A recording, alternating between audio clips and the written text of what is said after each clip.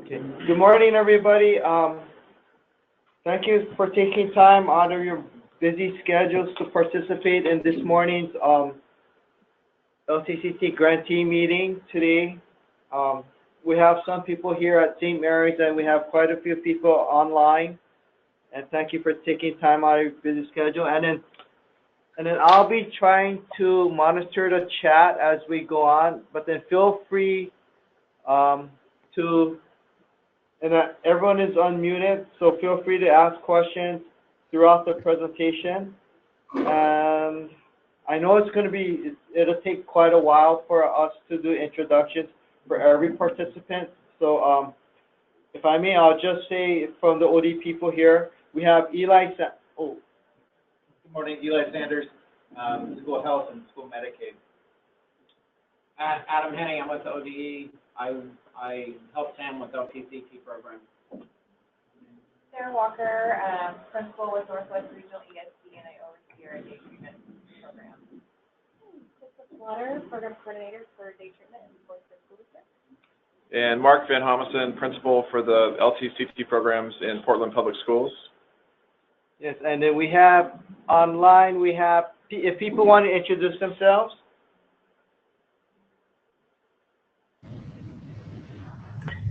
This is Sandy Bishop at the High Desert ESD, and Sarah Osman is joining me.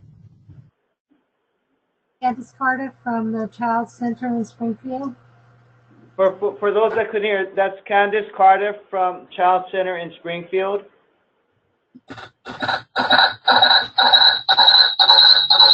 Melissa Slaughter from Springfield Public Schools, and I'm here with Brenda Holt and Heather Murray.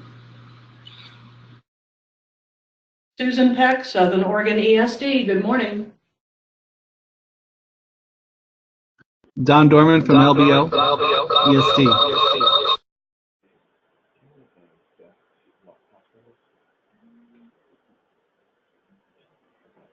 Jerry Snodgrass, North Wasco County School District.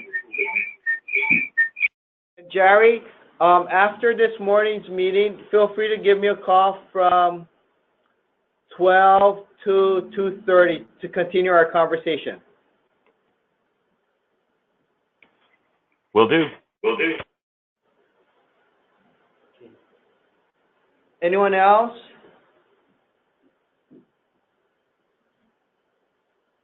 Okay. And we have Julie, and we have others from Julie Smith from Pendleton. We have Tiger Tualatin, and we have Allison from North Bend School District.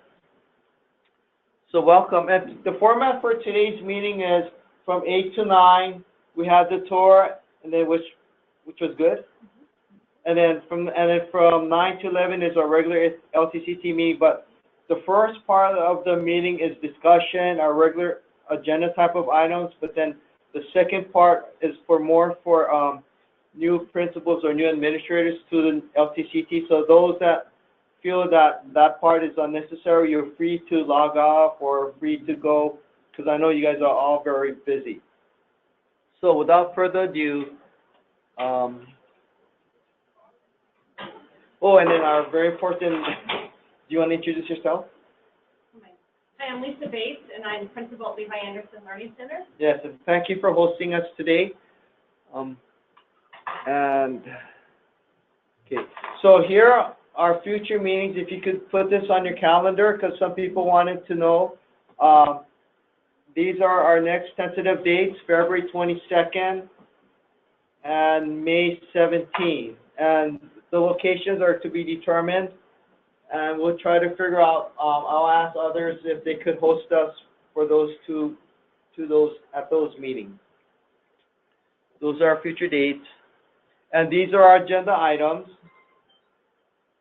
They were all in the email.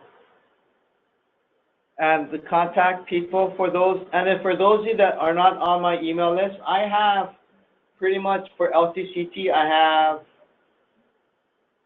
have 4 email lists. I have one for like the LTCT principals, one for the LTCT data people, one for the LTCT business people, and one LTCT public. and that email list is also our partners, like, and it also includes our like the mental health advocates and so forth. Like and so, and then feel free to email me if you want to be added to any of those email lists. Okay. So we're gonna skip to the Medicaid discussion because Eli is busy, and I thought he was gonna come later, but he's here now. And so in our ODE contract that all of you signed, there's these two statements that are there, and I know all of you have read it. But we've gotten calls from both, actually calls from school districts that place kids, that are LTC education providers, and the mental health providers, and so forth. So this was inserted into the 1719 contract for LTCT, and it says ODE guidance, so that's why we're having this discussion. And it's very complex, and you like just feel to jump in whenever. Okay, so part of it is ODE guidance. Only local educational agencies that have state responsibility can bill for Medicaid. ESDs cannot bill for Medicaid. Good morning. Can I jump in here? Yeah, of course, jump in whenever. So I'm, again, Eli Sanders with Oregon Department of Education, School Medicaid. I came from the School Health Services angle prior to this work.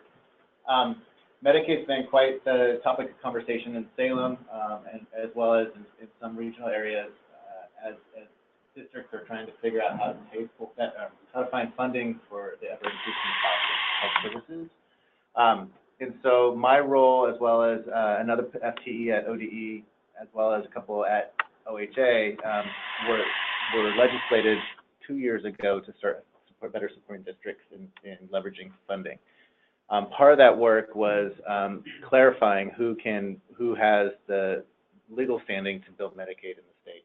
We had both ESDs and school districts billing at that point. And the conversations with Department of Justice and looking at who could bill, because school Medicaid is so tied to the IEP of a student currently,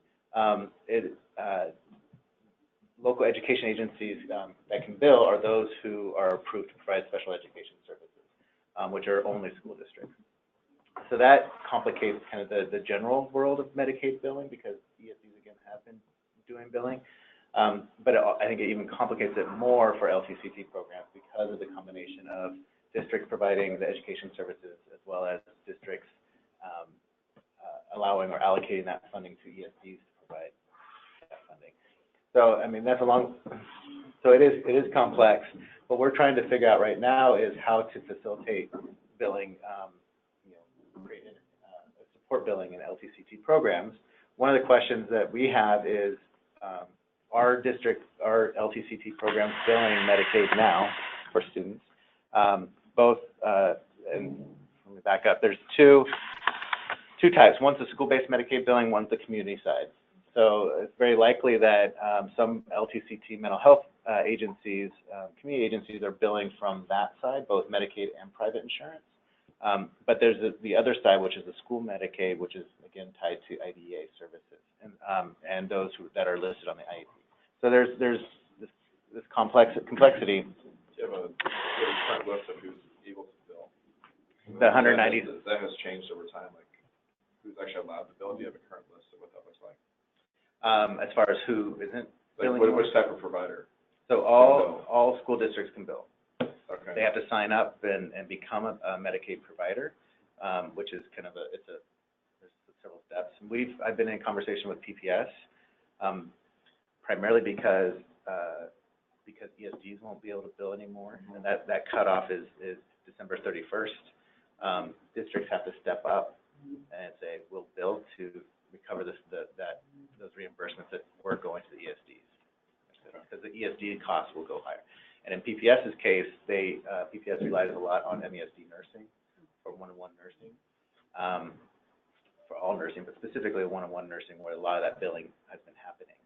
And that won't happen unless Portland Public becomes a But bill. like 10 SLPs still bill, and but there was a time school psychs could bill, so I'm looking for like a current list by title, by job title of who can bill. Okay, yes, so I can provide that to you. Also, pretty much any health service provider who is licensed by a board can bill. So with the school psychs, the problem is when they're not licensed by the Board of Psychiatry, Sure, yeah. but just by TSPC. Okay. And TSPC is not recognized by Medicaid, the health world.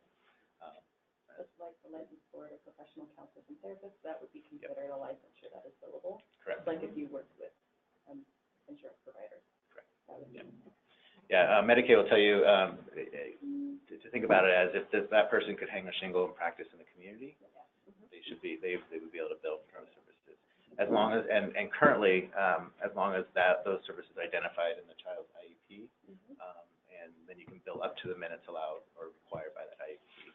And is it only student contact that they can bill for, or it can be for Consultation, okay. transportation. Okay. It has to be specialized transportation, which I think the majority, if not all, the kiddos in these programs would be considered specialized transportation. Just one more. How far back can we?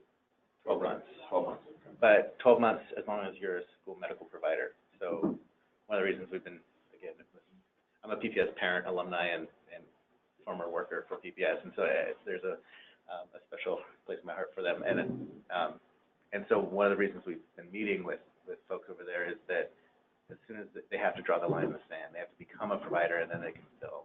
Sure. But you can't bill for prior. In addition to that, we're looking at OHA is leading the charge, but opening up Medicaid billing to include 504 plans, which would be significant, especially. And I don't know the difference between 504 or the number of kiddos who are 504 versus IEP and LTCT programs, but a lot of mental health services potentially. Those kiddos who are type 1 diabetics and don't have any other reason to have an IEP, those could be billed, those kind of things. Currently, it's a 63% reimbursement for those kids, so it can be a chunk of money.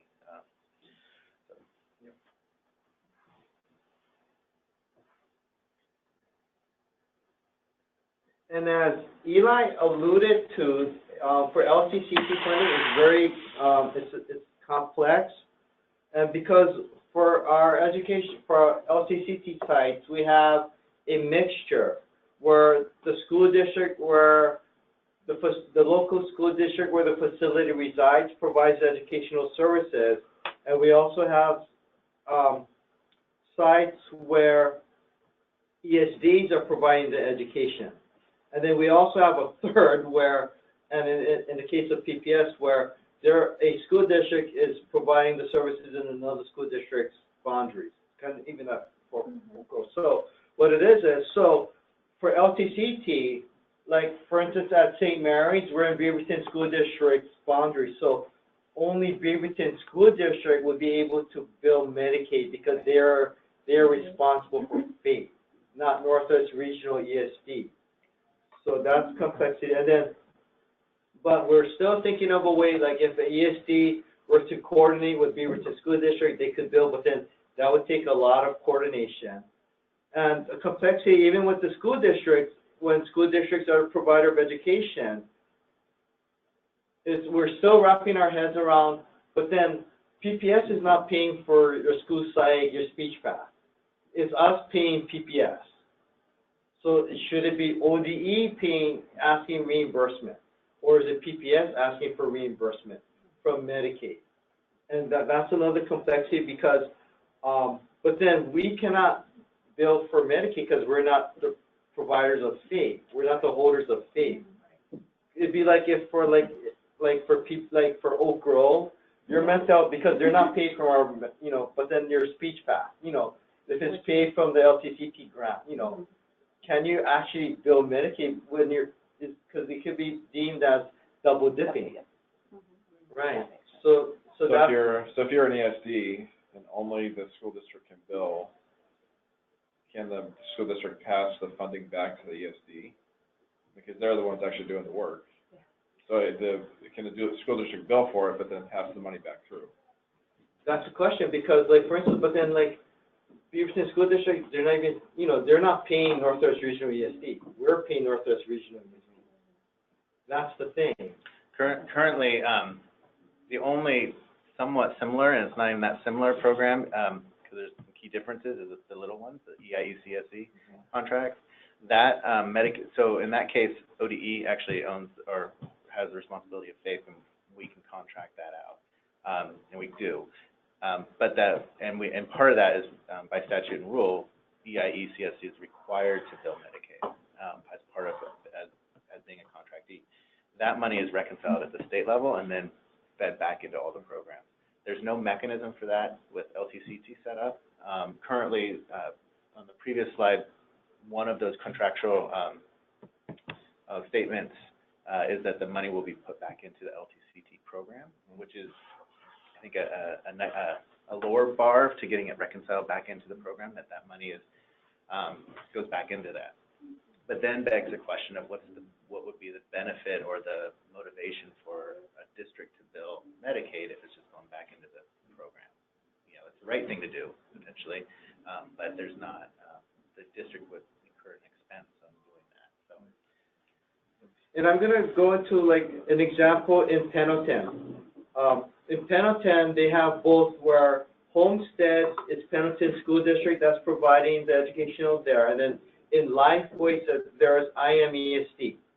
So theoretically, Homestead, Pendleton School District could claim Medicaid funding for the IEP-related services at Homestead, but at Lifeway, Pendleton IMESD could not bill for Medicaid because they're within Pendleton boundaries, and then so that's where they would need to have some coordination where Pendleton might bill Medicaid. But the thing about it is, in our reality, billing for Medicaid is not the easiest thing, and then we cannot obligate Pendleton School District to bill Medicaid for Lifeways on behalf of IMESD.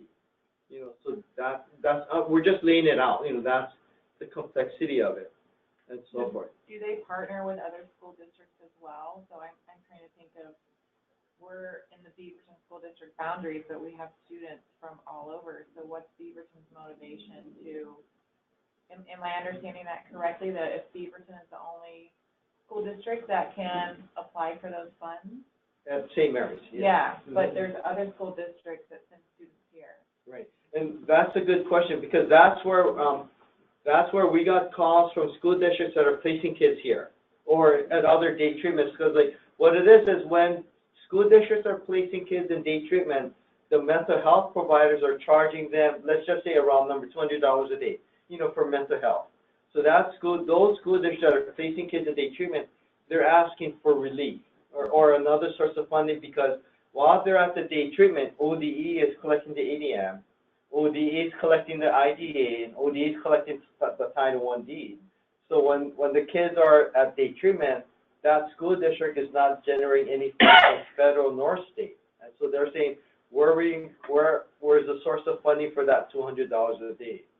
And they're asking, can they access Medicaid to fund that $200 a day, mental health costs. But the thing about it is, the complexity is once they're in day treatment, FAPE belongs to the local school district. They're no longer a responsible part, except for transportation. The law clearly states that, the school district where the student resides is responsible for bus transportation.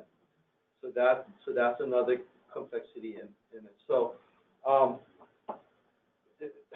and then this is something, are there any school districts out there that are currently billing for LTCT related Medicaid expenses? And then for like Douglas CSD, it would be South Umpqua School District and Sutherland School District that would have to be billing Medicaid for those expenses, not Douglas CSD. We have previously. We're not currently doing it right now. So. But the new contract, are we required to do it? Is that It's what's right now, happening, or- it's stated right now that you have to do it, Okay, but then, there's a thingy that says, based on OD's, direction, so we're not, our direction is, it's up to you, but don't do it, like, we're not mandating it right now. Like it says, contractors shall follow agency's direction. okay. So like, our direction is hold off on it until we get more, because the last thing we want to do is tell you to bill, and then later on the Fed say, oh, you couldn't do it, then you have to pay back. Yeah. You know, that is the last thing we want. I would say, one maybe disclaimer is if there's a school district program who's interested in billing, and they are providing the education services within the LTCT program, so there's not an ESD complexity to it, that that might be a good place to start looking at and walking through what it could look like, what would the expenses be, if there's interest. And I'm totally happy to. So I'm interested in resuming it, so. Yeah, I'm interested because we don't have ESD. And what we did was, we visited 2 LTCT sites where Eli and I, and, one site where OHA came with us, and then what we did was we actually went to there and, we had meetings, with the school district and the business people to like map it out. So then, so our offer is like, if you're interested, later after, send us an email, and Eli and I will try to schedule a meeting. We'll come out to your school district and your business people and try to walk it through. Yeah, so that's. It's like 65% reimbursed. 63, yeah, 63% reimbursement. Yeah, and then It changes every October, but it's only changed a couple points in the last 7 years. Allison is saying in our chat, they came to North Bend and it was very, very helpful. She put that in capitals. Thanks, thank you, Allison. And North Bend is in Coos. And we visited with LBL ESD this week too. So we're willing, we're willing to drive out and meet with, because it is complex and it is kind of new, we want to proceed cautiously. Yeah, and we want to provide as much technical assistance with Medicaid as possible. Is PPS currently billing for all of their, like, SLPs district-wide currently? Okay. They're not billing anything right now. That's what we're working on. Yeah, sure. So right now, it's kind of more clear-cut for if the local school district is providing the education, but it's really, it's muddied when the ESD is providing the education. Yeah. Any other thoughts? Yeah. Any other comments from the field? And I believe everybody on the field, you're all unmuted. So feel free to chime in.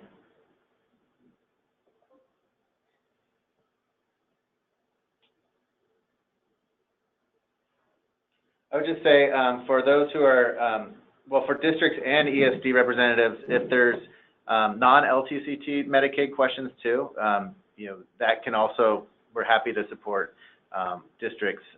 They're connected in that the districts are having to enroll in order to bill Medicaid. That would facilitate LTCT billing, and so we can have these, the larger conversation with districts and help them get through that process as well.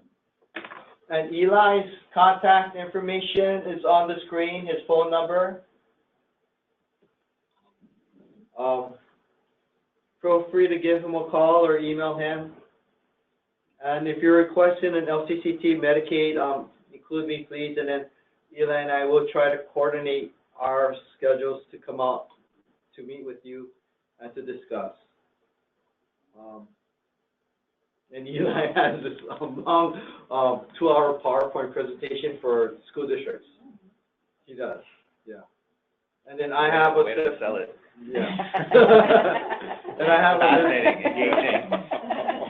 And I have another PowerPoint on how to document it onto the IP. Like yeah, what that would look like. Right, yeah. So what it is we have 2 PowerPoints, one like Medicaid 101, and the second was like what it looks like on the IP and so forth like that. Because we want to be kosher. Okay, anything else on Medicaid? Next, okay, so now these are discussion items. This is where people from the field feel free to jump in, ask questions. Online education system. Somebody asked that we talk about this. What are some programs that LTCT sites are looking at, like IXL, OdysseyWare, Edmentum, Acellus, etc.? What are your experiences?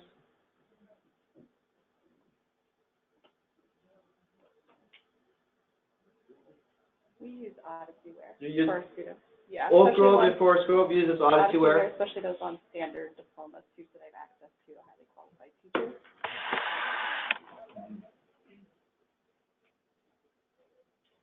So we're using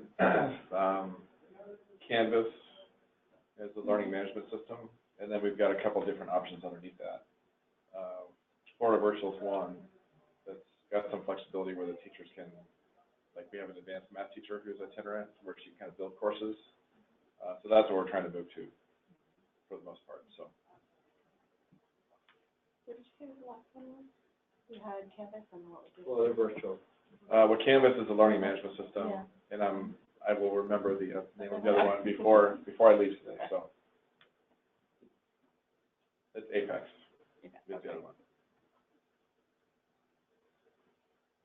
And the Apex is sort of like canned courses that you buy, where the Florida Virtual is really intended for the teacher to modify and build courses.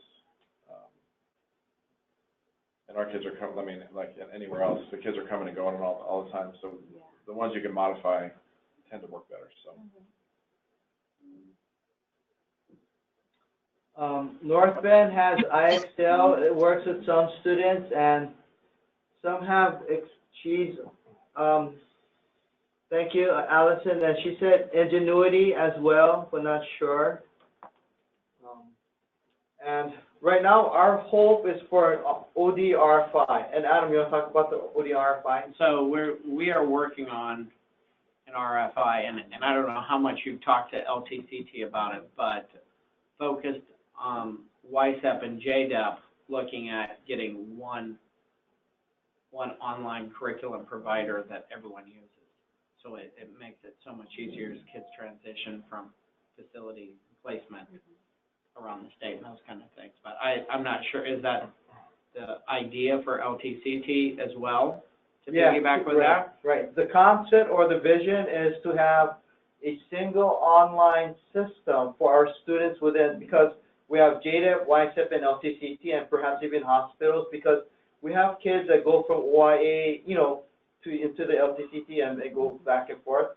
So what it is for those students, it's disconnected. Like if they're in the facility, they have this login for Acellus, then they come into yours, IXL or Ingenuity. If we had one statewide system for these programs, just one login, one password, and regardless of site or location, if they can continue their education, that would be really good. And if that one online site would have all the records, like, the academic, like their credits, not really credits, but then like their online educational progress and so forth. It would simplify a lot.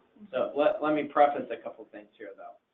When we're looking at taking three major different entities and trying to get everybody on one page and that kind of stuff, this is not going to happen overnight.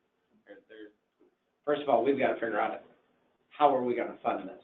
Are we going to pull money back that we give to you to help fund this and ODE pays for the whole thing? Are we going to just mandate in your contract that you have to use this, kind of like we do with Let's Go Learn? There's a lot of stuff out there. One of the things that I've been talking with, if you know Carla Wade, who is with, she's at ODE, but she heads up the Oregon Virtual Academy.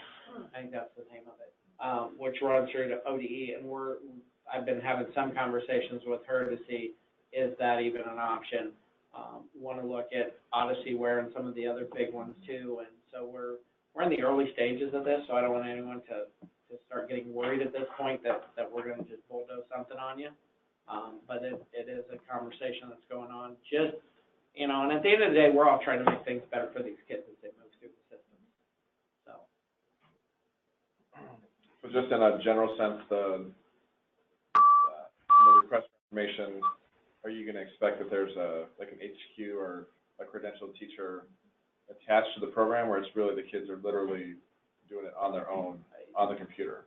My opinion, which means nothing, but my opinion, we have to have a credentialed teacher. We have so many sites that are doing things without credentialed teachers that really is in a gray area that I don't want any of us to have to try to defend if we ever get caught on the carpet on it. Yeah, because we have kids who are doing online work, but it's with teacher support as opposed to go camp out in the corner on your own and just do the best you can. And you see, that's the biggest key to this.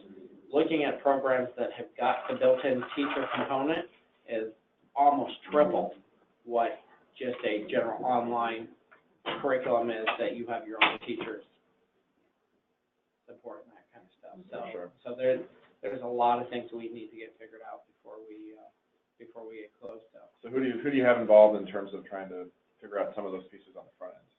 Do you want principals involved in sort of crafting what you guys are looking for from a contract? We've got some stuff that Sam actually crafted a while back that we're going to use for the RFI. Okay. We are not at an RFP yet by any means. Okay. And we're just, you know, part of it is we're going to find out what's all out there right now. For sure. You know, it's an ever-changing field. So. Okay. And Douglas, you see on the chat, said they've worked with Edmentum and Autosphere and they are pleased with it. Susan says online provider makes sense for LTCT to help our students move from one placement to another. That would be so nice that our older kids could get credits in courses other than math and ELA. Yes, and I get to see some transcripts statewide, like for LTCT and JDIP and YSF. And one area that is I won't say glaring, but one area that I've noticed is not there is foreign language. Like, you know, foreign language is not generally offered in JDIP, LTCT, and YSF, you know, and you know, that's an area that's, ooh, you know, and so forth. Another thing that I just want to bring up is talking at the YSF level and our contractors there and that kind of stuff. One of the things that came up is we've got providers that have got different programs that range that are using one program, and if we say, look, this is a program we want to use and they're not currently using it, just trying to figure out how do we bridge that whole thing. I know we had one contractor that said, look, we usually sign a 3 to 4 year contract, so you can't just next year say we've got to use something different because we're in contract. So like I said, this is going to be a multi-year process before we finally get it figured out. But as we get closer, you know, we'll be bringing in more stakeholders and that kind of stuff. But at the end of the day, you know, hopefully there'll be a decision made that we'll go to, and we'll make things easier after that initial window of painful change. Yep. And part of the complexity is, what if we select a system that's contrary to what your school district does? That's right. And then it's going to be where your LTCT teachers will be trained on A, and they would have to attend our professional development session and not your school district. And then it kind of puts further your LTCT site away from your district. Yep. That's a question, because we want our LTCT sites to be kind of part of your school district, but then in reality it might be different. But then in the latter part, I'm going to state there's areas where the school districts are happy LTCT sites are separated, and I'll talk about that later today, and so forth. So, and then Allison is asking, are we looking at, in addition to replacing that school or something else? And I'll talk about that later on when we go into assessment. But yes, we got an RFI back, and I'm working on the RFP for new assessment. Okay, so so that's for online education. I know we've talked about it over here, but then we got Adam on it. I know he's going to do a good job. He's taking the lead on that. I'm taking the lead on the online assessment. And then that was in itself a huge lift. So we're continuing. And then, is there any other questions or comments on the online education system? So right now, feel free to use what you're using. Some people have said IXL, Edmentum, OdysseyWare. They're happy with those. Next, providing meals. Another provider asked if we could talk about providing meals. So a couple of years ago, and like, I'm not making these things up, no, I'm serious, a school district and a mental health provider both want to be the ones providing breakfast and lunch. But then it came where if it's a school program, education, school has first, they are the ones with the school lunch program, breakfast and lunch. But if the school education program doesn't want to provide it, then the mental health provider can provide it, and they can claim and so forth. So that is for the meals for breakfast and lunch. So schools or the mental health providers, but the education provider has first choice. But the question is for schools that are on it, like for instance, like Oak Grove. Do they fall under a middle school, elementary school, high school? Like, where do they fall under? It's 6 to 12. Mm-hmm. So do they fall under one of your institutions or the district institution roster? That I know is under the district. The district roster. So for Oak Grove, they fall under the district roster. How about your Dart school kids? I mean, they're all enrolled under different institution ID numbers. Mm-hmm. I mean, is that the question? Like for instance, like when they ask for reimbursement from the school lunch program, do they fall under DART or? I'd have to find out because the agencies are providing the meals except for one location. And so what they're seeking for reimbursement, I'd have to. Okay, so if in your instance, it's the mental providers that provide lunch. With the exception of one, and they just go down to the school cafeteria at Benson. Okay. That's what, so. So in PPS, they have 10 sites, but, as Mark said, most of the mental health providers are providing the breakfast and lunch, and then the others, you go to the cafeteria. So Benton High School's cafeteria, right? Mm-hmm. So then are those Dart School kids on Benton High Schools, or how are they? I mean, I know the cafeteria folks are tracking they're tracking when we're coming down for meals and stuff like that. So whatever they're needing to do on their end to get reimbursed, that's happening, so. Okay. So our site is not within the school. Mm-hmm. And I think we've asked parents to provide lunch, and if they don't, we have some snacks. But this has been a conversation that we've had of, we have a wellness approach, but food and what we put in our bodies are a big piece of that. But the food that we have are more like peanut butter and crackers because your parents didn't provide your meal today. So I think that's kind of a big discussion we've had, that it's really hard to, how do we provide either a more healthy option for them, or what would that look like for us? Right, and then to be honest with you, it'd be easier for you, like, to partner with Tiger Swamp, because your area is in Tiger Swamp, your site's in Tiger Swamp, and to see.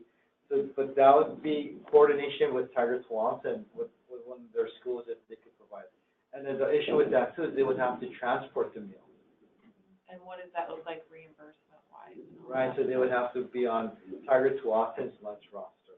And then, Okay. and then in all reality, because we encountered that with another site, and I'm going to be honest, like sometimes it comes down to personality. Like, one cafeteria manager says, no, I don't want to do this. It's an extra headache, to get a van, to make X amount of meals, put it on a moving cart, get a van, bring it there, send one of the workers to serve it, prepare it, and bring it back. Like, that cafeteria manager was not very happy. But can meals that are provided by agencies, like, can they request reimbursement from somebody? Yeah, I believe yes. Okay. Yeah, I believe yes. Like, just like, for kids in juvenile detention and youth corrections, those agencies, the counties and OIA, ask for reimbursement from ODE.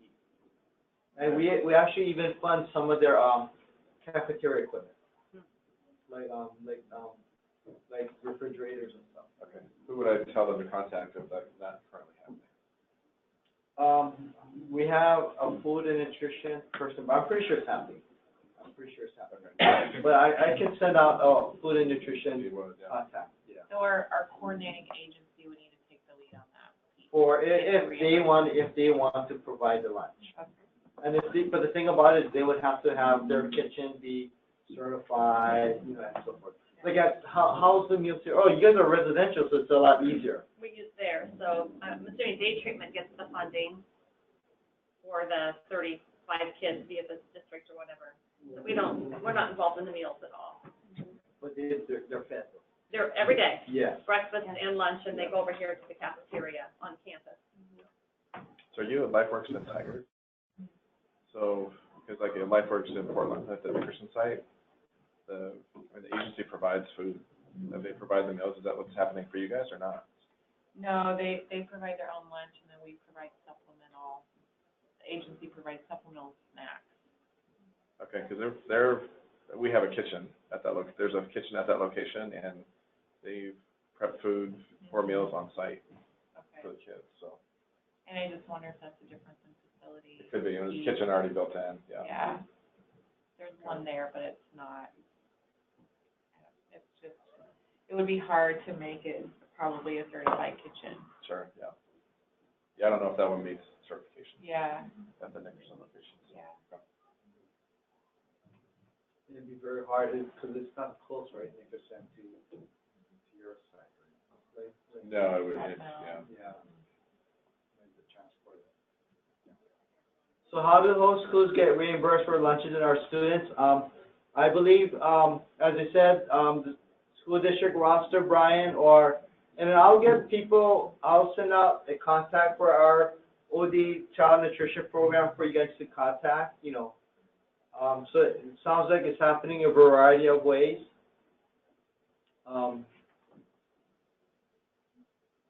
And this is Candace from the Child Center. And we tried attempting this a couple of years ago to get the district to help us provide lunches. And we got down to it, they didn't want to. And trying to get ourselves certified so that we could have the federal lunch program, a state lunch program, they said that because we weren't a Title I school, all they would give us was milk. They wouldn't pay for the lunches. So our kids that are out in the programs that are school-based do become dual enrolled and are able to get lunches.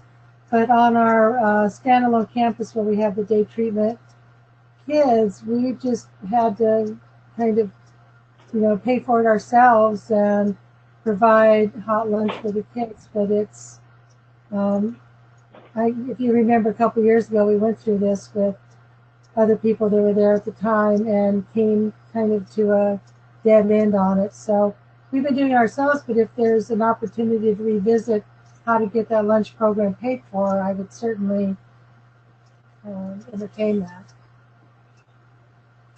Okay, thank you, Candace. And Candace is the mental health provider for child. Yes. So she said for her satellites, because they're in dual enrolled at the elementary or other sites, they get the lunch, but at their main campus, the child center, the mental health provider, is providing the meals. So if students qualify under the free and reduced lunch, which most all of our students do, that would be something separate because that's covered than even our LTCT students. Yeah. Like I think pretty much, I'm pretty sure all, if they're DHS place or OIA place, they're wards of the state, so they automatically qualify. Because we all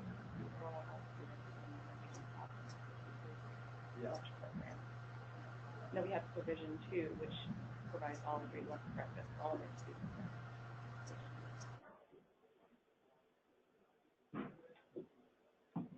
Yes, yeah, because they're wards of the state, yeah. And that's why for Title I D, we qualify. Yeah. And then and that's why I should also say, that's why, the teachers in LTCT, they qualify for the teacher loan forgiveness program because you're automatically tied to one school. Right. And then so if you have young teachers that have teacher loans, if they are employed, for a certain amount of years, then they can qualify for that. And later, if you want a link, I can show you the link, for the teacher loan forgiveness program. Good for anyone. Yeah. Yeah. And even for administrators, I think, if you have like teacher loans and so forth. Yeah. Okay, so.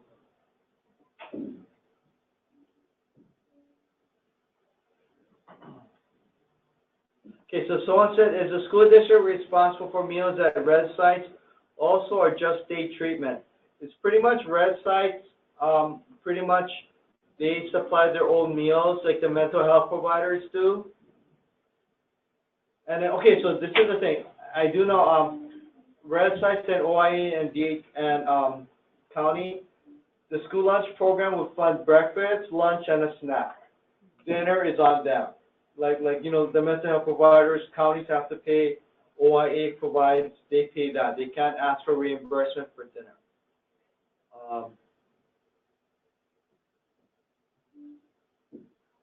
Yes, and someone said they'd like to see the link, information of the loan forgiveness for their teachers, please. Do people want me to kind of go off the PowerPoint and show them the link right now? Would you guys want, or is that okay? Okay, so I think some people are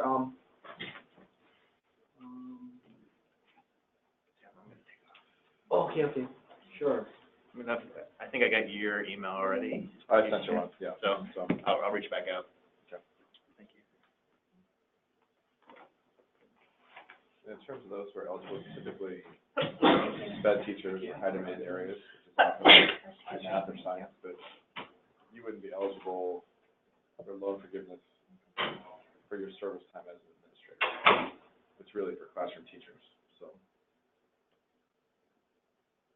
So here on the financial student aid directly loan, you can go to search. You can go to state, Oregon.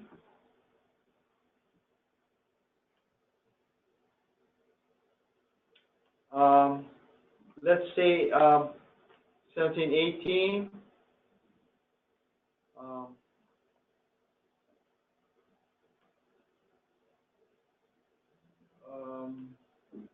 Let's go Oak Grove. Let's see if they Oak Grove.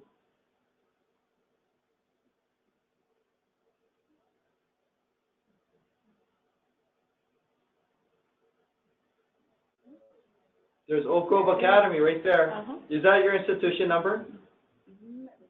It looks like, yep. So there's Washington, Forest Grove. Let's see, let me type in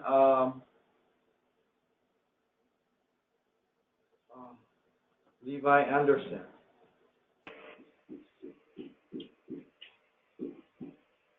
There's Levi Anderson Learning Center right there. So, so we worked a couple years ago. I worked on getting the JF, LTCT, and YSIP sites to be eligible for the teacher loan forgiveness.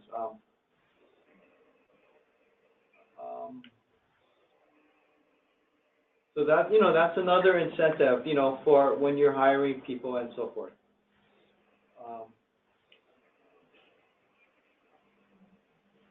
And this is Candace again. I've had a few teachers go through this and were successful, but it took them many tries because they kept rejecting it. And in one case, it was just how they had put the date in. They didn't put the date in the right format, so they rejected it. So your teachers have to be patient and just keep working on it. That it has been successful. Great, thank you, Candace. So for people that couldn't hear, the teachers on their applications have to put the accurate dates, but it took many attempts, but they were successful in doing that. So that's great. Thank you, Candace.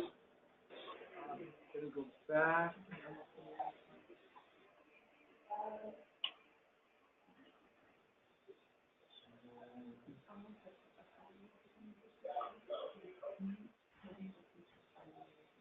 There, yes, okay. Okay, the next item on our agenda, and then this fall, we got a request from one of our LTCT sites because they're spending an inordinate amount of time, you know, data entry and so forth, because that site does not have access to a student information system. So, so they asked, and then this is not the first time, like over the years, we've gotten requests from certain LTCT sites if they could have access to a student information system. Now, if OD does provide a student information system to LTCT, it will be Synergy EduPoint. It won't be PowerSchool, whatever, because that is what JDIP and YSTEP utilizes. There's no way that we can have two separate types of systems. We would provide Synergy EduPoint. And then there's some things that we don't know whether we will have one or three instances. Like for instance, in Synergy or EduPoint, there's one massive database that has both JDIP and YSTEP. If we add LTCT, we may have to have three, you know, one for JDIP, one for YSTEP, one for LTCT, or we just have one entire large database. And if we do Synergy for LTCT, it'll be OD funded and supported, because it's hard, just like for Let's Go Learn, when we did Let's Go Learn asked us to be the funder because it's hard for them to invoice 39 LTCT sites, you know, 10 JDIP sites, you know, 8 YSTEP sites. You know what, can you just have one person we bill, keep track of, and so one go-to person? That's why. So if we do information system, it will be OD funded and we would support it. And then now the thing, and then hopefully the transfer of records electronic will be seamless. Like if you have kids from OIA coming into LTCT, it'll be a lot quicker, a lot easier. You just have to be assigned and so forth. If you're on the same instance, but if you're on separate instances, that's a different story. You know, we don't know. We haven't got to that far. But my question is, how many sites are willing for OD to provide a student information system for LTCT? Like, is there a great need, or is it like 1 or 2, or 3 or 4? So you guys are Sam, this is Chris out in Pendleton with LTCT. We would definitely be interested in that. Okay, I am ESC. Okay, great. We're on PPS, Synergy already. So. Anyone else? And it would be optional. We're not telling, if we do this, we're not going to tell everybody you have to, you know. And the reason why we can't do that and we won't do that is, does anybody know why we can't do that, won't do that? It's because your school district has faith. You know, that's why. It's because, you know, the students at Oak Grove, those are your students. So they would have to be reporting them, you know, and so forth. So that's why we can't tell you guys, you know. Yeah, it's your, just like for PPS, you know. You guys are responsible for faith. It's your kids, it's not ODE's kids. For JDIP, YSTEP, ODE has faith, you know. So we that's why they need to be on our system. But then if we do it for LTCT, it'll be for those that don't have a student information system. So from on the field, Brian thinks it would be good, fantastic. We use what system? This. Oh wow, yeah. If they use what the districts, if certain districts have different, it's hard. Yeah. So so is it worthwhile for us to take on this endeavor? Chris and Brian thinks yes, and I know the site that asked us probably. And then how about you, Susan, in Southern Oregon? I don't know that we would need to use it. We're using C's currently. There's a little bit of work on the data entry site, but I think we're bumping along okay. Okay, great, great, thank you. Yeah, I'm going to avoid having yet another system to have to learn, because as it is, our component districts are using like 5 different systems. Thank you. Okay. Okay. And as I said, it'll be optional for those that want it, and we'll work on. We'll see. We'll still need to have internal discussions, but talking to a person, she thinks it's doable, but we haven't figured out whether it's 1 or 3 instances and so forth. And if we do provide Synergy, it will also be Synergy Sped. You would have to use Synergy Sped because that's the only Sped IEP system that we utilize. Okay, great, thank you. Oh, okay. Someone said they use Synergy through their school district. Wow, I've never heard of this one. Tyler's SIS through Klamath City Schools. Yeah, I've heard of SIS. Interesting. Okay, great. Okay, so I guess we'll take a look at that. Next. Okay, monitoring LTCT sites. Last year and this year we've completed 4 sites, and then contact Sam or Adam to schedule a visit at the site. One form per site, and then here are for those that are new, it's not so bad. I will email this again. It's our LTCT monitoring form, multi-page. So it talks about. Oh yeah, you guys.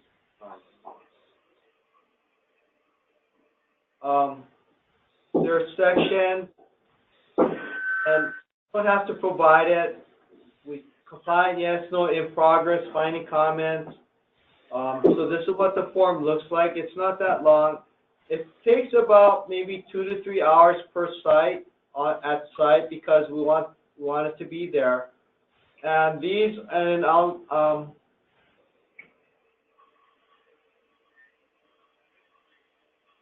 this is our. I can email this again.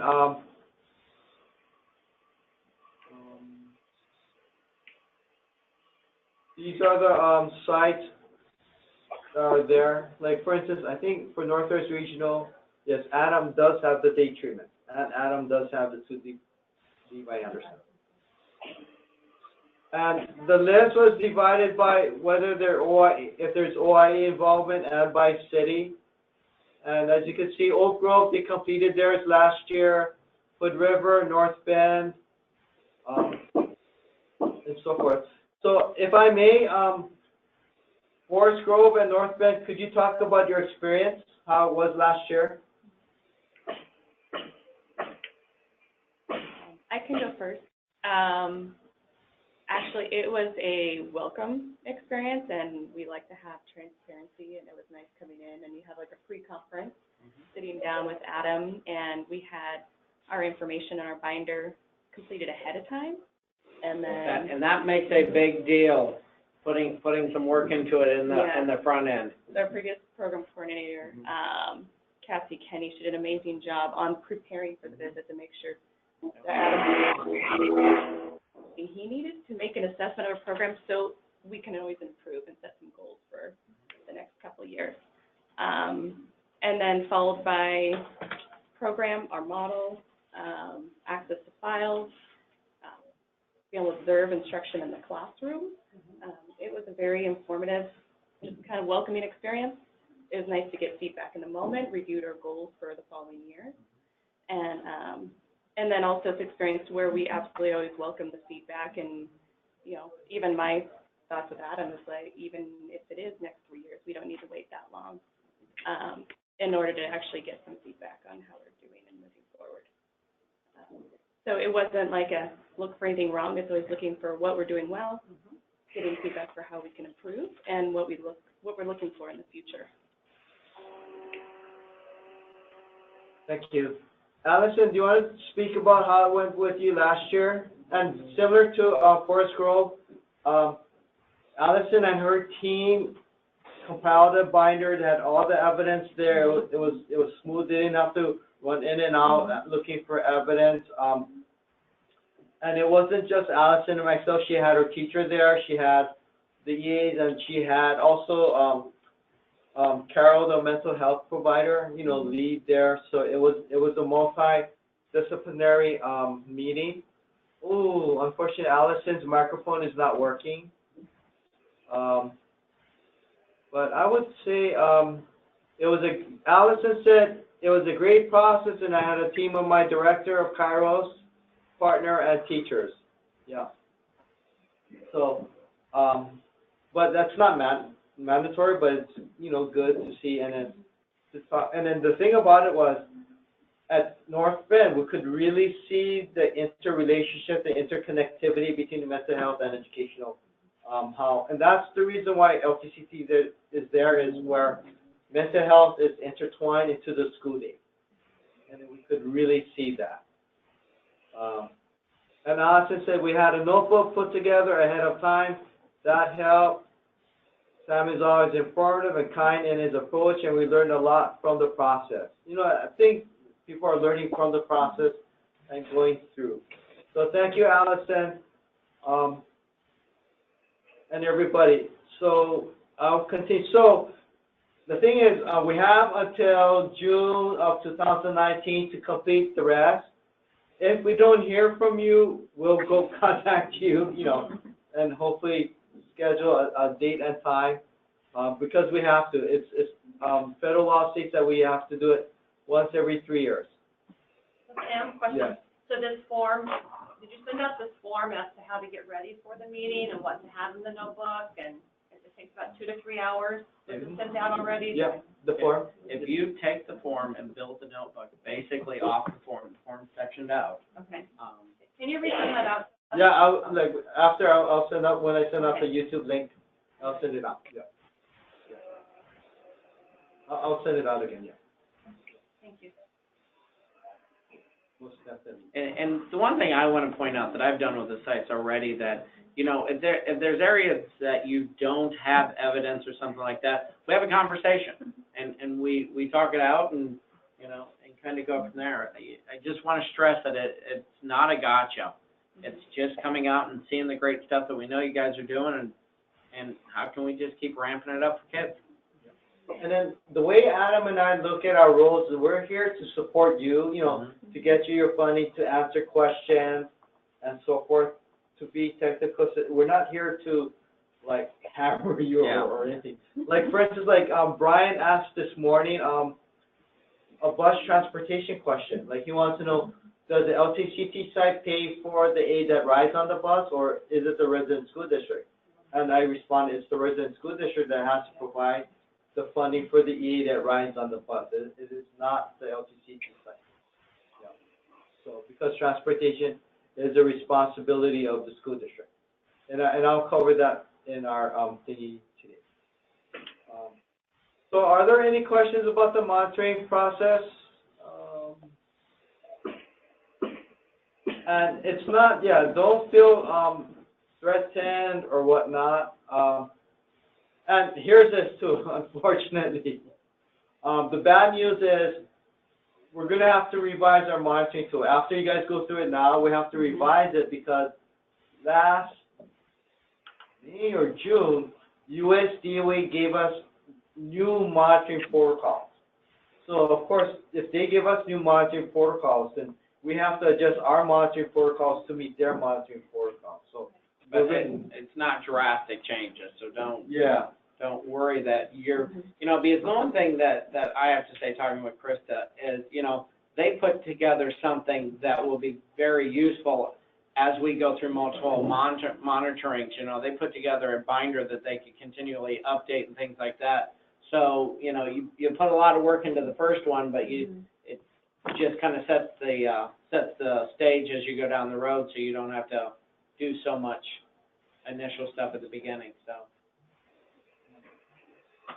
Okay. All right. Thank you for everybody. Now we're going to move towards the second portion for the new principle, kind of one-on-one on overview of LTCT. So those of you that are experienced with LTCT and feel that, and I know you guys are all very busy, if you feel free to disconnect and leave.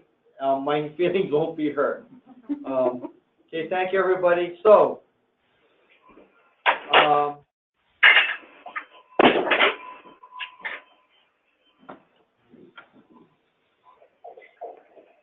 okay, so orientation for new principals. Funding. Everybody wants to know how we get our funding. So first, we have two sources of revenue. One is a general fund allotment that we get, and then for 17-19 is 18.9. So what we divided was, like, for 17-18, we got 9 million, and then 18-19, 9.9 million. And the reason why is we figure in the second year of the biennium, with cost of living, personnel costs more in the second year. The second source of revenue is slot count times net operating expense from the state school fund. It is not ADMW. There's a difference in what net operating expense is. Each school district, they calculate, and then don't worry, the PowerPoint is emailed out. It is net operating expense is what it costs to educate one kid. Like state school fund, it may be like we spend statewide average $7,000 per kid, but your net operating expense might be like 11,000, you know, and so forth. So I think last year I have the net operating expense on the next spreadsheet, so it's there. But that's how ODE or my unit, or we get the money. But we have to give you guys the money, and the way we distribute the money is funding for one teacher, 2 EAs, plus 15% per classroom. So each spring, I ask everybody to go on Survey Gizmo to send me your salary scale for a teacher and the EAs, the number of classrooms you have, and the slots and so forth. And this is very important. When we distribute the money, it is not on a statewide average. It is your salary based on your salary scale. And the reason why we don't do statewide averages, if we did statewide average, 50% of the sites would have insufficient funding, and 50% of the sites would have too much funding. And we don't want to create a system of winners and losers. So that's why we go actual based on your salary scale, which is painstaking. Now, unfortunately, we don't have all the money in the world, so it's prorated.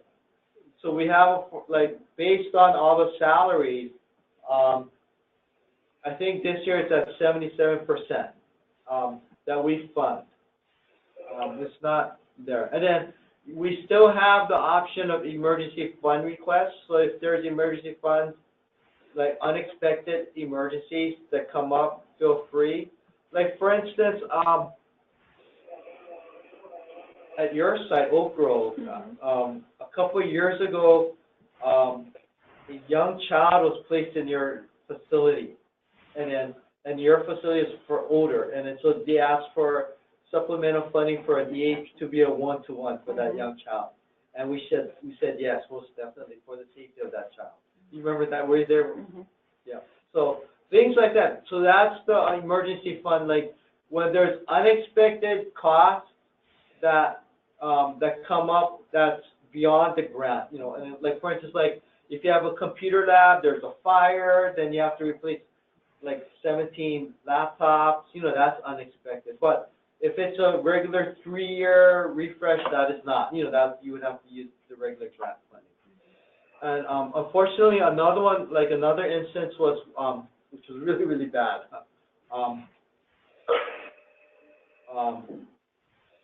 There were, unfortunately, there was an accusation of a rape, you know, and then so they wanted to separate the victim from the assailant, and they're still there. So what happened was the victim was being educated in a different site.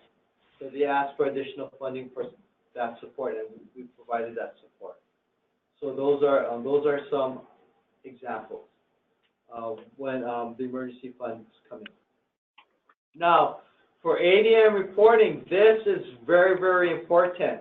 When you code your kids, resident school district is 3559, resident school is 3559, but the attending district is your school district ESD institution ID, and attending school is your LTCT institution and tuition type F.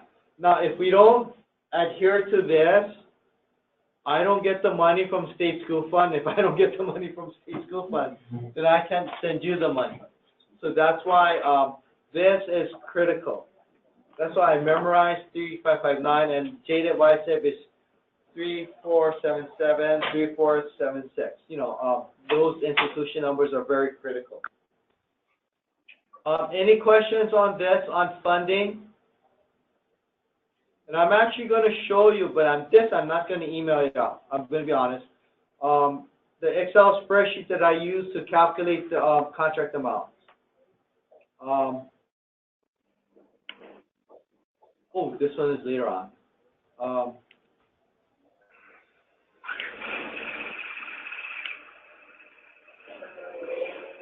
As I mentioned, so when you guys send, so here's the slots, classrooms, teacher salary, EA salary, and the formula is times 2, you know, for classroom salary times 2. There's a 50%, there's the MSL total, you know. It came out 71. I think we're funding everyone at 77%. The NOE is, for 18-19 is 9,698. You know, for every slot, that's how much money I get. So our state school fund amount was 18 million. Our general fund was the 9.9. So our total revenue was 18 million. And then when we sent it out, that's how it is. Now, for average cost per classroom, for LTCT, we're funding everyone at $203,000. Each basic statewide average is $203,000, and that to me is quite a bit per classroom. Only for education now. We're not talking about other expenses. So this is a spreadsheet that I utilize to calculate your Oregon funds amount. And as you can see, the salaries vary from site to site.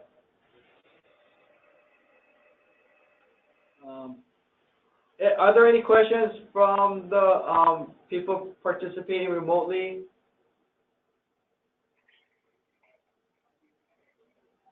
Feel free to chime in whenever you have questions. This is for you, it's not for me. Next, federal funds. There's 2 types of federal funds, Title 1D, neglected and delinquent, so Part 1, and IDA. And generally, IDA is special ed, you know, and Title 1D is for neglected and delinquent. A lot of people are aware of Title 1A, the free and reduced, but Title 1D is for neglected and delinquent. And delinquent are, of course, like kids incarcerated, neglected. We in Oregon take a more liberal view, and here's our statewide average. When you look at Oregon, for neglected, we fund a lot more neglected. We don't fund adult corrections because they choose not to. And I've gone through 2 US DOE audits, and they said continue. You know, so we've been continually funding LTCT sites with Title I. The other states do not. And here's this website. If you click here, it'll take you to the EdGov neglected and delinquent, our data for Oregon, and so forth. Here's our chart. And then if you go to the state of Washington, look at Washington. The state of Washington.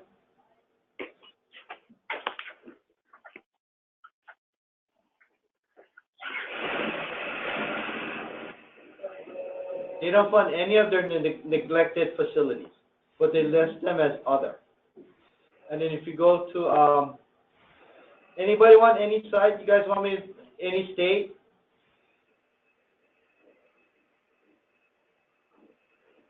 Arizona, let's go to Arizona. Let's see what Arizona does. Since Adam's from Arizona.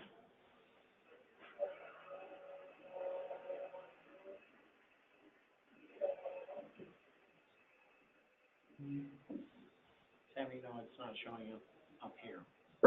Oh, I'm sorry. It's not, oh, you guys can't see it. I'm sorry.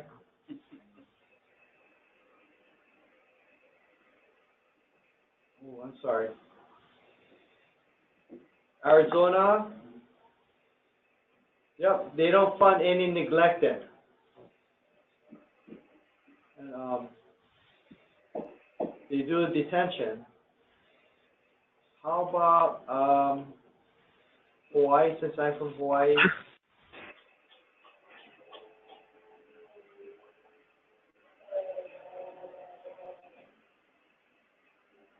Yep, they don't fund neglected programs either.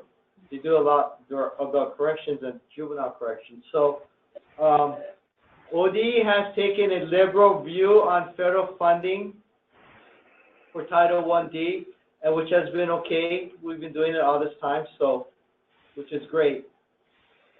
So that's another source of your funding. And this is how I calculate your Title I-D amounts.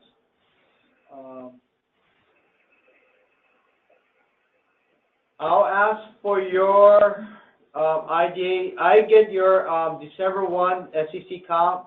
I get the our IDA amount. It's divided and so forth. So this is the spreadsheet and so forth. And same thing with Title I-D and so forth. So that's how you get your Title I-D.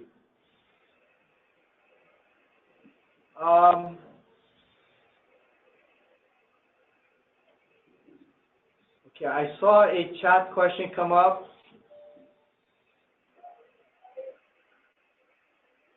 Okay, is there a list of activities that would be considered transition activities that would help me support teachers in their verification of activities? Yes.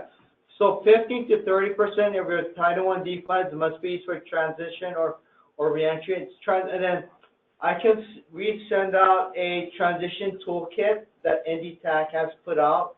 And then some of the things that could help transition activities is, if you know Irene is leaving your facility, a staff member connecting with the incoming school, receiving school, or even helping them the time for a reentry transition meeting. And I like to use the term reentry because many of us are SPED, and when we think of transition, we're thinking of post-secondary from high school, the many transition standards, That's why I like to use reentry.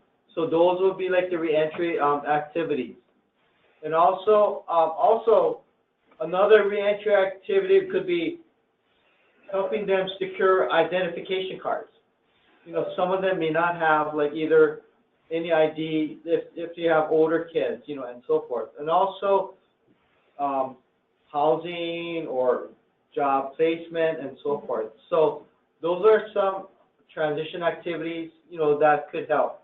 And also getting transcripts ready, report cards ready, and so forth. Adam, chime in. No, I think you got it covered. Yeah. So that's why that's the 15 to 30% must be used. Oh, and then I also have to say, federal funds are to supplement, not supplant. You guys heard that before, right? I need to always say that because otherwise we get dinged. We get dinged on that. Next, contract. Okay, so we have a contract that we send out to you in order for you to get the money, and the contract looks like this. And if you don't have it, let me know, and I just put a Forest Grove because it was right there. This is a PDF of the contract.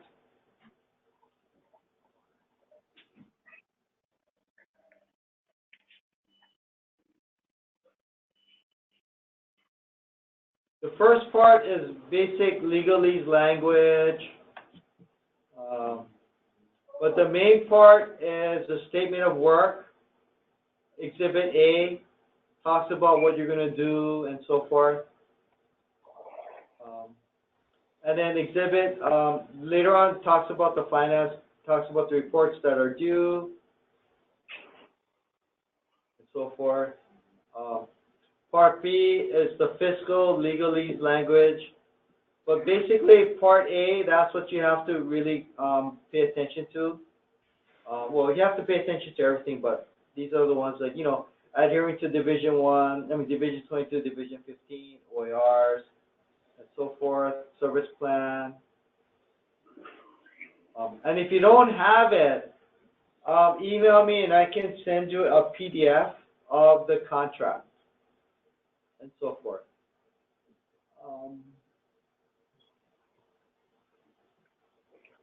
So that's the contract that we do with you. And then the selection of the education provider, it's the local school district. They get to decide if they want to provide it, or if they want an ESD to provide it, or if they want another school district to provide it. It's up to the local, the school district where the facility resides to decide who's going to provide the educational program. It is not ODE's discretion.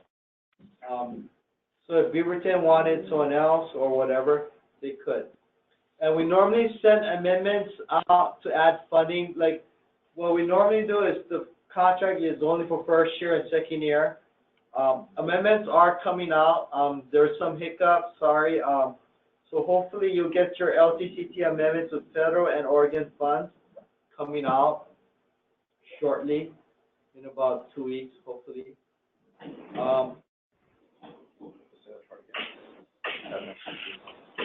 Your amendments, because you don't have your amendments for 18-19 funding yet. You have your amounts. Got it. So the question is, what's happening in 2 weeks? Hopefully by in 2 weeks, although I communicated, So it's not increases, it's just the contraction.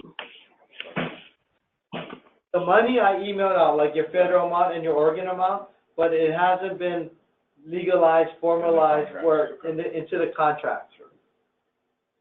So hopefully, the contracts will be sent out later, shortly, within 2 weeks. Yes. And it is taking such a long process on our side. It is not your fault. I can send you screenshots of when I emailed them in May and in August. My part. So I'm not throwing anyone under, but it's just saying it just takes a long time on our side. But trust me, the money's there.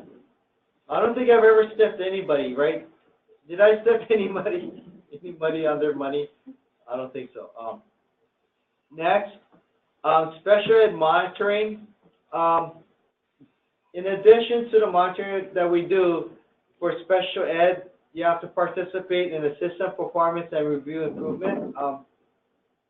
That looks like, and then 2 files per institution number. School districts have to complete a consolidated plan, but not LTCT ESD. And it is pulled separately from the school district overall rating. So this is what it looks like. I intentionally it's cut out like which ID, you know, and then the contact. So this is what an SPRNI dashboard looks like. And for those of you that were in SPED are familiar with it and so forth. So for Northwest Region, you would have to pull 2 files for Levi and 2 files for Lightwork. 2 files for yeah, and so forth. So that's the SPRNI. And it's my understanding, and this is what I meant, like your B3, the child find, it is not impacting forced growth data. Like you know, have you done the SPRNI? Mm-hmm. Okay. So in other words, like for instance, like child find, significant, this school district has a lot.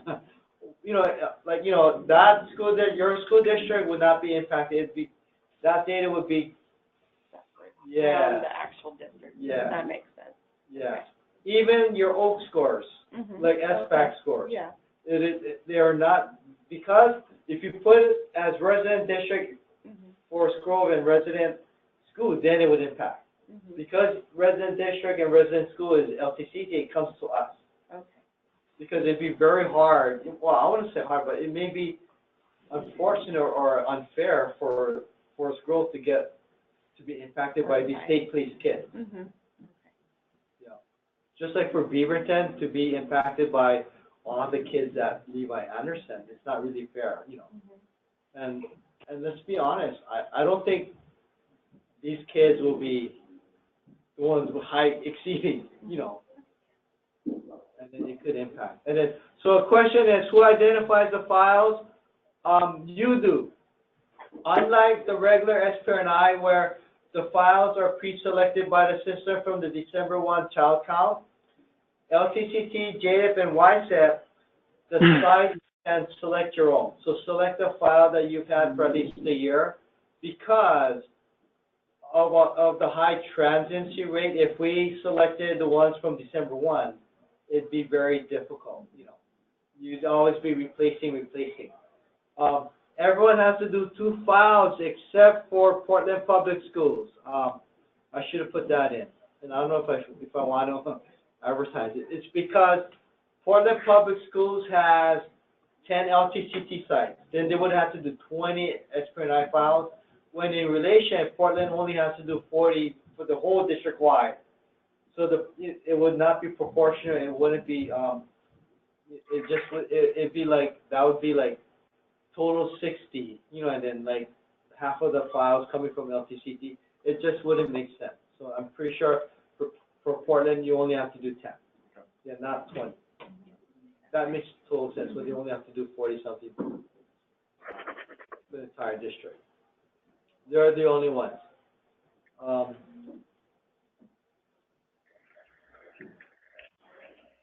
Next, Title 1D. This is how we get our, I asked for two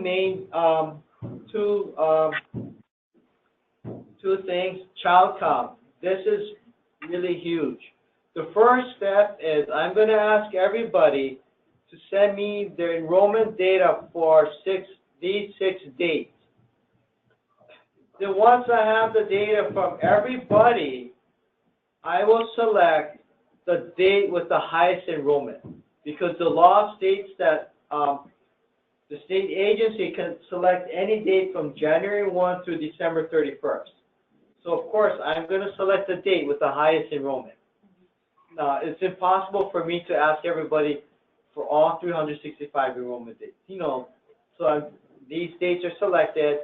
Then I'm going to ask you guys to send me the enrollments from these dates. And I have a spreadsheet I'll tabulate. And then let's say it's March 21. Then the next step is for March 21, I'm going to ask everybody to send me their names and SSIDs for that date. And that's how we get our Title 1D funding. The reason why we need the names and the SSIDs are the federal government does not want double dipping. So if they're on LTCT, they can't be on Subpart 2 local. And so that's why. So when we submit, we make sure that they're only on one count. You know, they're not on multiple counts because we can't double dip. Next is the Consolidated State Performance Report. Adam has graciously volunteered to take over that for LTCT. I'm playing. I'm playing. Were you voluntold? Yeah. I'm just playing. This is a beast. I'm going to be honest. This is a beast. When's it due this year? It's always due in November or December. Yeah. And the reason why it's always, okay, so these are always due in November. These are all due in November because the Consolidated State Performance Report, the template has not been given to me. As soon as it's been given to me, then I'll give it to you guys. Yeah. So that's why. And the Title I count, once after October 24th has been done, then I'll send out the survey gizmo. I need everyone's count for those 6 dates. Can you talk thinking about maybe you talked about it when I was out, but for the Let's Go Learn, like only every 6 months. Well, yes, that's it's going to coming, impact what we have for the pre-post test Yeah, it's coming up right now. data. Yeah. Any other questions?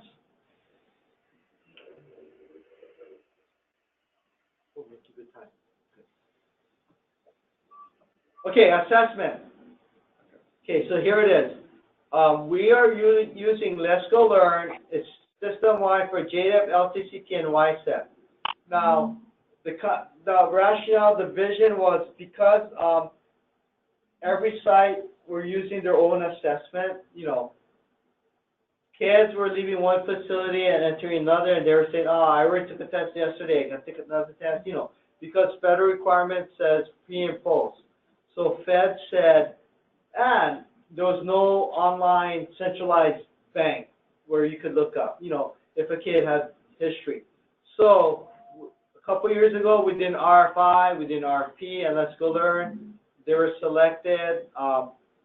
So if a kid enters your site and has taken a Let's Go Learn test within 6 months, that test can serve as your pretest. You don't have to test the kid. But if the kid enters your facility and hasn't taken a test within 6 months, then you have to test the kid. And if he's at your site for 6 months, then you have to test the kid. So the kid should be tested every 6 months. Do you have a person at Let's Go Learn that's like your go-to tech support person? We're having some problems with Let's Go Learn right now that is pretty cumbersome, and we're actually having a hard time getting hold of someone on the phone at Let's Go Learn to help.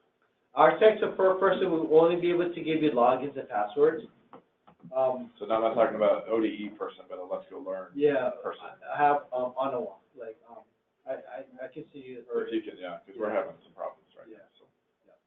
Phone number and email. Okay. And if you want, email me, and then I can send you their phone number and email for the Let's Go Learn technical support person. So it's once every 6 months. That's the main reason. We wanted everyone to be the same measuring tool so that a site's pretest, because we don't want to overburden the kids taking so many tests throughout the school year. We wanted to reduce that. So you have gotten multiple emails. October 23rd, 24th, we're funding the in-person training, reading and math in Wilsonville, Medford. So what's happening is Rick, let's say, is coming to Wilsonville on Tuesday. Then as soon as that is done, he's going to drive down to Medford to do the session on reading in Medford. Then Richard, who's in Medford on Tuesday, that's doing math, will, as soon as that's done, is going to flip-flop and come up. Because we didn't want teachers coming two separate weeks or whatnot, and, because we're bringing in people from all over. So that's why. And we'll fund it. And then these sessions are more for, like, once we have the test scores, what next? How can we adapt it for our lessons? And because that's what, it's not a lesson, like, it's not training on how to access it, how to administer it. It's not that. It's more for teachers. And that's why we felt this should be in person, not via webinar and so forth.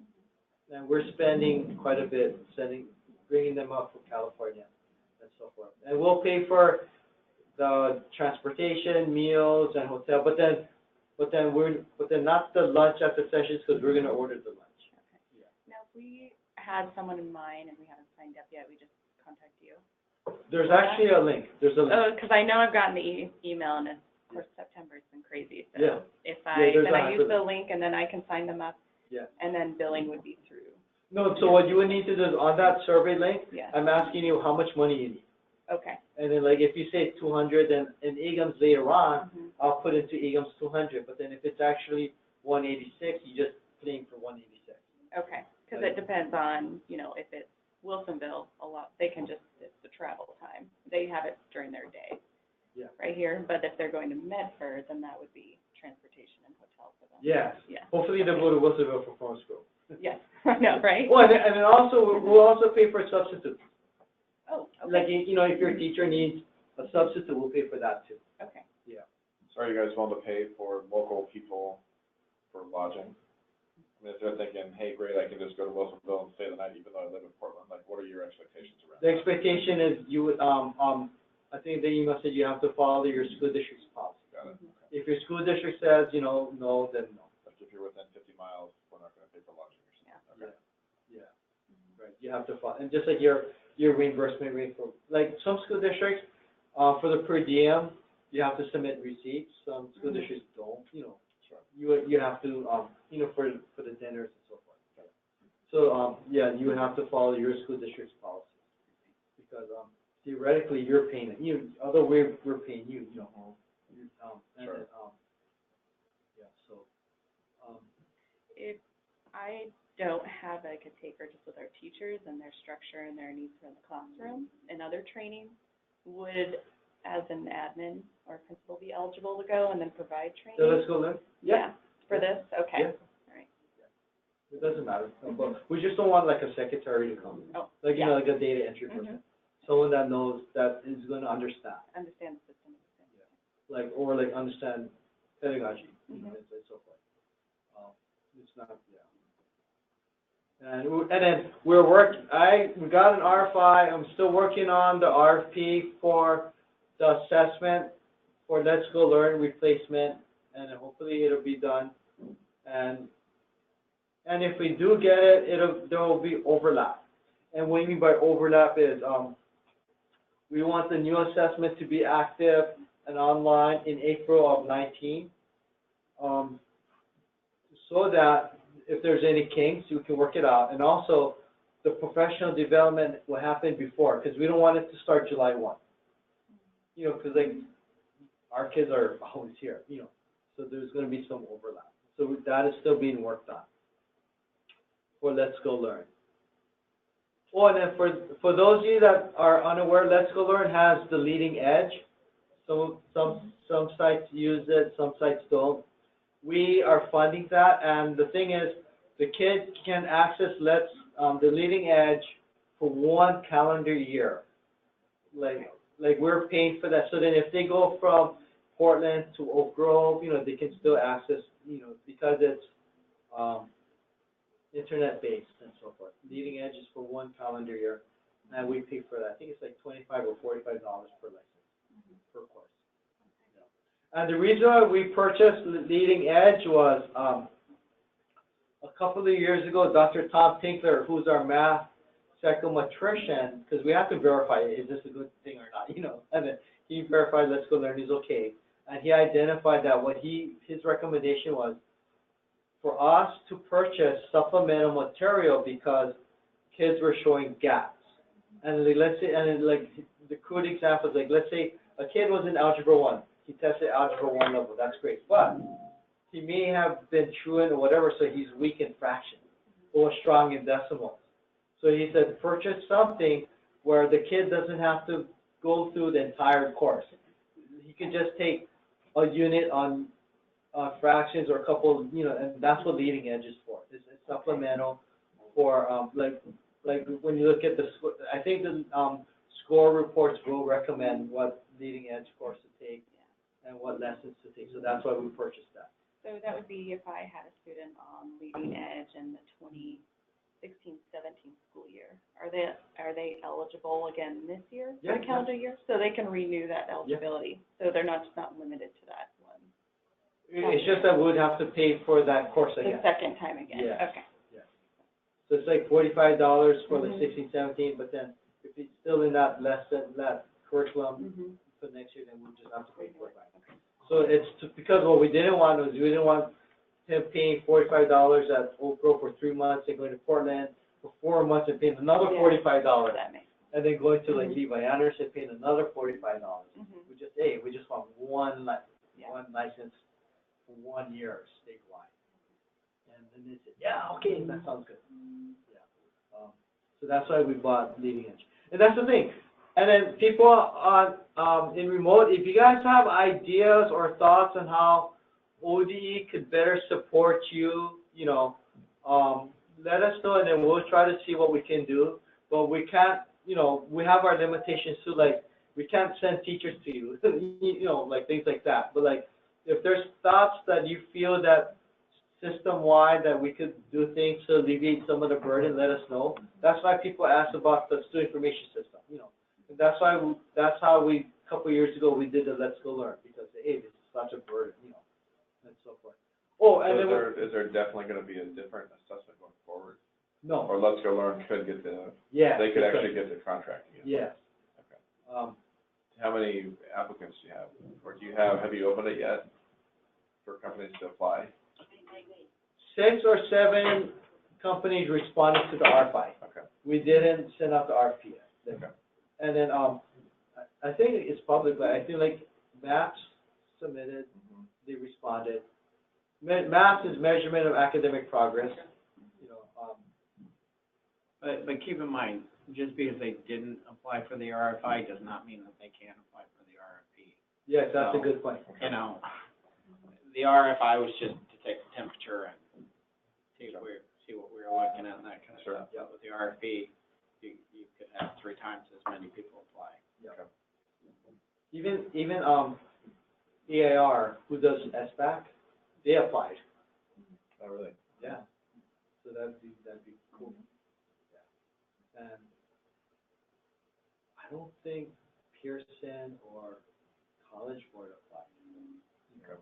So that'd be something interesting too. Next, transportation. Every summer, I get calls about transportation. So, you know, and let's talk about transportation in 2 ways. And luckily, we have our transportation guy here, Adam. He can answer all your transportation questions. Sure. What do you mean by transportation? From 8 to 3, if you have field trips, it is dependent, you know, your day treatment, your school district has to provide the transportation. But for day treatment, the transportation to your day treatment and from your day treatment back to home is the responsibility of the school district. And then the statute is right there. ORS 3439614, and there's an executive memo that explains that. And here's the executive memo, which I can also send out to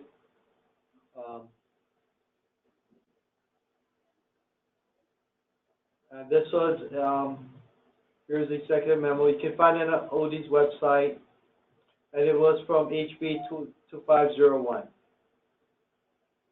So here's it on the executive memo and so forth. So that talks about school district responsibilities. Actually, it came up on Tuesday too. It happens because it is expensive, and we do know it's a burden.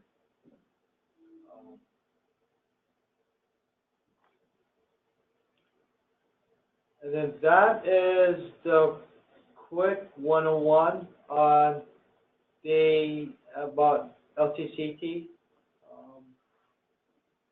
Yeah, this is Candace. I just wanted to add what comes up for us every once in a while from districts about transportation, the resident district, is that if the child is not on a IEP, they feel that means they don't have to pay, and we tell them that that's the fact that they're in day treatment is what qualifies them, not if they're on an IEP or not. You're correct. Regardless of whether they're on IEP or not, the resident school district is responsible for providing the transportation. Okay. And here's a point that I need to, and the rub that school districts have is the law says service. You know, so to receive services. So even if there's no education happening, no school during the summer, the resident school district still needs to transport the kids, as long as they're receiving therapy or service. That's why every summer I get calls like from resident school districts. There's no school, you know, why do we have to transport, you know, and so forth. But it says receive services. It's right there.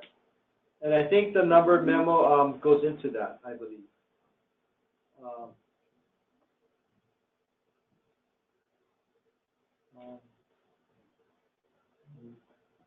Yeah, it says here, this is effective August 14.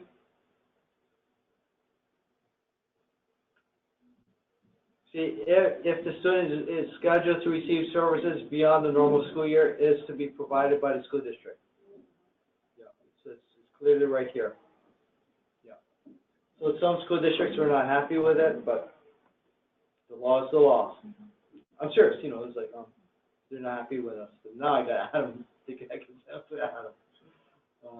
If they're unhappy with, and believe me, I've had some unhappy superintendents. Any other questions or any other things that experienced LTCT principals feel that new principals should know? I know there are, but like more down and dirty. Any questions, anybody? I just have like maybe clarifying, because I was thinking you're on transportation, and then you said before that the district also provides the educational IAs that are required on transportation. So our IAs ride our buses that are in our classrooms for our students. They come in, they get on the buses, and so students have that continuity of staff throughout the whole day. So you've mentioned that the transportation is supposed to provide them, or did I understand that wrong? Yeah, so first, let's say like a kid from Banks is attending your day treatment. So Banks is providing the bus. Yes, and they provide their own IA. Right, so Banks is providing the IA on the bus. Okay, I was making sure that it was an LTCT, like funded staff. Is that okay? Because they provide the supervision on our buses in district. Okay, so that IA that's riding the bus, is there a bank employee or? No, that right in district, the IAs on the buses are our day treatment IAs and not an actual IA assigned to that bus company, which is in district. So your IA drives off to Banks and then catch? No, so our contract ones, they have their own IAs in our buses. But maybe I saw it wrong incorrectly earlier with transportation, that if a student has an IEP that has like transportation and they need instructional assistant on the bus, that instructional assistant is ours that are within our day treatment that get on the bus. But the bus company does not have the IAs. Yes. It's not the bus, but someone has to, right. Has to provide it. So it's our LTCT, it's our program IAs that ride the bus. Or the school district does contracting. It's not like first student. Yes. Okay, so your question though, even though you're in districts, should the school district be reimbursing you at some point some of their costs when they're on the bus? Because they're on the bus, so that was because I know earlier it was like the transportation, the district's responsible, but their RIAs are funded, of course, through LTCT grants. You could ask them to reimburse. So that's what is the question there is like, wondering, we're paying out of their salary funds for them to ride the bus with the students. So I have a question. Yeah. Why are you having them ride the bus? Because the students need additional support, because at times they can be unsafe and they have transportation on their IEP and they need additional supervision. Okay. Because I think the special ed route, you would write something like that into an IEP.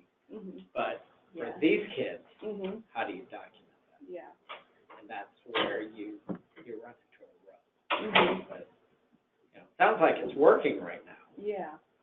But then that's why I came with that question of like that bus support. Yeah. So it's, because to me, the first thing I would think a school district would say is, okay, what's the mandate that we have to have an instructional aid on the bus and documentation and justification, that kind of stuff. I mean, it's a good question. I will tell you, Sam jokes about me being the transportation guy. I am helping out with transportation temporarily until they get someone hired. I know nothing about transportation, but boy, I'm learning by trial and fire here. And a lot of the stuff I'm learning about transportation really comes back to is where's it documented? Because the bigger thing with transportation is the money. You follow the money train because transportation is so expensive. And I've learned that because transportation is reimbursed by the state, it all comes back to that documentation of why you've got additional costs for the transportation and that kind of stuff, which would include the situation you're talking about. Yeah. So, So there's not, it's about as clear as mud. It is, right? Because, I mean, all of our students have Yeah. IEPs. They all have transportation on their IEPs. Yeah. And then it's like on that aspect is we have the support on the buses to maintain safety during while students are in transport. But it is our IAs that are with them all day. And they ride the bus. You know, I would think if you had it written into, for legitimate reasons on some of these IEPs, that there is an IA that transports with them, that, you know, nothing's to say that instructional aid can't assist with the kids sitting across the aisle from the kids that they're there for. Yeah, and now all of ours contained, so all students in outside programs. There are no other general ed other program students on the bus. The buses are specifically just Oak Grove Academy. Oh. So we don't, so our buses are specifically for our students, unless they're in-district students transitioning to a homeschool. Then it's provided. For support. Okay. Yeah. I still don't have an answer though right now as to whether you could go up to the school district to reimburse the money for them or not. I don't know. For that time that they have. I'm not sure how that would pan out or not. I mean, I'll ask some questions about it, but I don't know. It's just like one of those things. It is one of those things. Because I get it. I'm an old school administrator, and you're always looking for the money grab. Yeah. Because there's never enough to go around. Yeah. I guess I still need a little bit of clarification on the Medicaid piece. Sure. So, and being an ESC, and you know, if we can't claim anymore, what I was understanding was, so that means our SWAT costs may go up based on not receiving some of that funding? And then the resident school district is responsible for claiming that student through Medicaid? Was I hearing that piece correctly? Okay, so then I think for yours, I think because at your site you have one classroom of LTCT, and you have 4 classes of day treatment. Because the way your predecessors have reported Lifeways is and then just like here,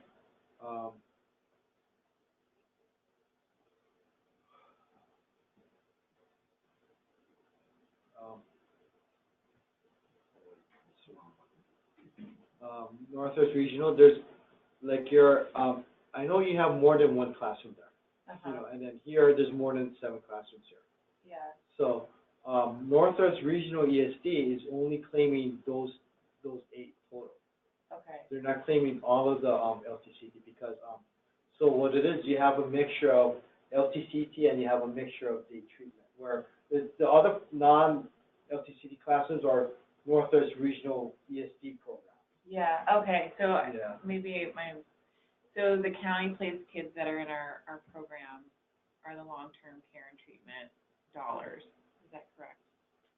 That's how I think that's how you guys are reporting. Okay. And the school-based kids, school district-based kids are your... The SWAT costs, so that's 2 separate entities. Yeah. Okay, perfect, thanks for clarifying that. Yeah, because but then theoretically, if Northwest Regional ESD wanted to, all of those kids could be LTCT kids. And then the school districts would only be paying LifeWorks for mental health, and we would be reimbursing Northwest Regional ESD for all those classrooms, for educational. Okay. Only for education. If we approve to add more classrooms, this is not we're approving every classroom request right now. Yeah. So that's why Jerry from Northwest School District, he's asking for additional classrooms. And then I said, we have to talk. And the reason why, because you saw it's like $200,000 a class. And then to ask for an additional $200,000 once the fiscal year has already started, and when we allocated everything, it's like it's in there, you know. Well, and also understand, I mean, we're only funding at 78% right now too, so every classroom that gets added at 78% is going to start ticking down. So we've got to be real mindful of the dollars and what's being approved and stuff. And people on remotely, the reason why we distribute funding by classroom, not by student count, is because a lot of our LTCT sites have small numbers, like 8 kids, 7 kids, you know. That doesn't generate sufficient ADM to fund the salary of a teacher and 2 EA and the support staff. So that's why, so like Hope Academy, I'm not picking on, they have like 3 or 4 kids. There's no way 3 or 4 kids is going to generate enough ADM for a teacher salary in the EA. Just like how many kids do you guys average? 8 to 10. See, 8 to 10. Like even with 10 kids, that doesn't generate enough funding for the salary and the support staff. So that's why OD has gone away from funding sites by numbers of kids or ADM, but by classrooms. So that's why if you have 1 classroom, so whether you have, because our rationale is whether you have 2 kids or 12 kids, you still need a teacher. The salary of the teacher is still there. So that's why we although we get our funding by count, we distribute by classroom. That, to me, that's a better way of educating, funding education. You know, otherwise, there's no way that our LTCT classes can have 30 kids. There's no way. right, Mark? You couldn't. It wouldn't last long. So does that like that thinking, that rationale? So that's why school districts want our funding, and that's why they adhere to the contract and they adhere to the requirements because they don't want to jeopardize that funding. If your school district has to fund it, it'd be hard. So are there any other questions from the field or from the people here? No other questions? Okay, then thank you everybody for participating, taking time out of your busy schedule. And as always, if you have any questions, email me or feel free to give me a call. Thank you everybody, and I'm gonna end this presentation right now. And wouldn't you know it, it's 10:57 and we scheduled it for 11 and we timed it right for everybody. Thank you everybody. Have a good day. Thank you, Sam. Bye. Bye.